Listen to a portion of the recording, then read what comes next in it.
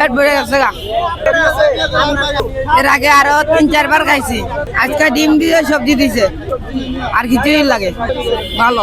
আজকে দেশের কল্যাণে যে মানে গরিবদের জন্য রাস্তায় যে সুন্দর খানি 3 বার তারা যে ব্যবস্থা দিয়ে বেড়াচ্ছে, আল্লাহ তাআলা এদের যারা খাবার জোগাচ্ছে তাদেরকে যেন বেহেশতে নসিব করুক। সকলের জন্য ভালো। আসি বাইরে আসে আমাকে দাওয়াত দেয়, আমরা সাধারণ কিছু করি না বর্তমানে। আমাদের এটা এক কোম্পানির থেকে দিতেছে, মানে আমাদের কোনো কাজ বাজ করি না, এই জন্য আর কি এরা আগ্রহ খাওয়া। ফ্রি খাওয়াচ্ছে, কেমন লাগছে?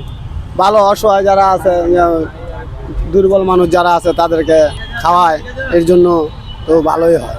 এর জন্য কোনো টাকা নেয় না, আমাদের প্রতিদিনই খাওয়ায়। ঠিক আছে, প্রতিদিন ওনারা এসে আমাদের দুর্বল যারা আছে, অসহায় মানুষ, তাদেরকে এই বিনোদনটা করে। হ্যাঁ, খুব ভালো।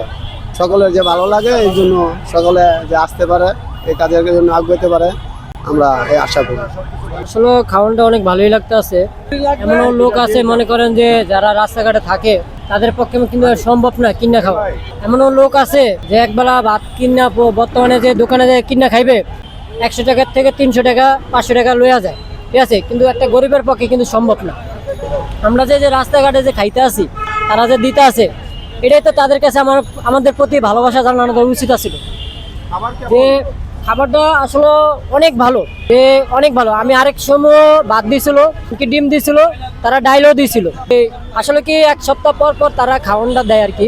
তো আমাদের মতন গরিবের মনে করেন যে একবেলা যে আমরা খাই, এটা তো অনেক কিছু। আমরা আসলে শুক্রবার এবং শনিবার 2 দিন বাদ দিয়ে সপ্তাহে 5 দিন আমরা খাবার ডিস্ট্রিবিউশন করে থাকি।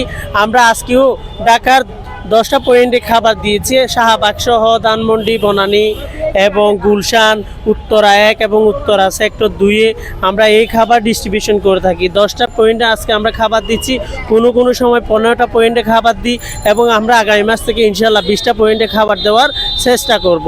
আল্লাহর সন্তুষ্টি অর্জন এবং নিম্ন আয়ের মানুষের মুখে খাবার তুলে দেওয়াই আমাদের আসল উদ্দেশ্য।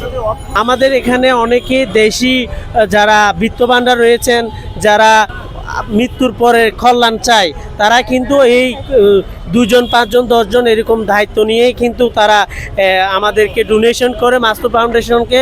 সেই ডোনেশনের ভিত্তিতেই কিন্তু আমরা এখানে আমাদের শত শত মানুষকে খাওয়ার ব্যবস্থা করে থাকি।